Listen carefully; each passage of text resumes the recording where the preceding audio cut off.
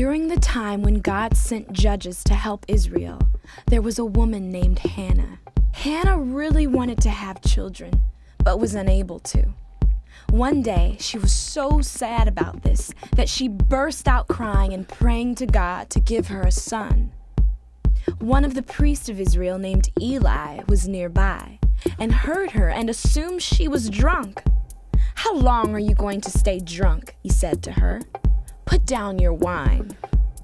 Hannah explained that she was not drunk, but weeping and praying for God to give her a son. When he heard this, he prayed that she would indeed have a son. Soon after, Hannah became pregnant and gave birth to a son. She named him Samuel.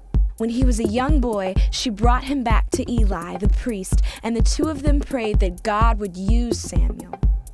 One night, when Samuel was a little older, God spoke to him in his room, telling him about things that would happen in Israel in the future, called prophecies. This was the beginning of a special relationship between God and Samuel.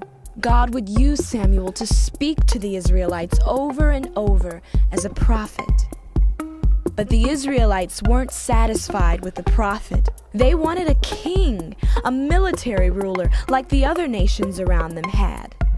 Despite Samuel's warning against it, they demanded God give them a king. Eventually, God told Samuel who to make king, a man named Saul, who was easily a foot taller than any other man, someone the Israelites would trust to lead them. Samuel brought Saul in front of all of Israel. When the Israelites saw him, they shouted, "Long live the king!"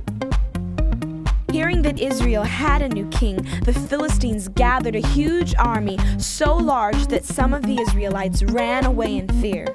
But Samuel gave instructions to Saul that would lead to their victory. He told Saul to wait in a region called Gilgal until he could meet him there. Then they would give a sacrifice to God before the battle with the Philistines. But Saul grew impatient, and before Samuel got there, he offered the sacrifice himself. Saul's actions had terrible consequences. He continued to choose to go against what God commanded, and instead built up his own wealth and power, leading to the end of his rule in Israel. It was time for another king.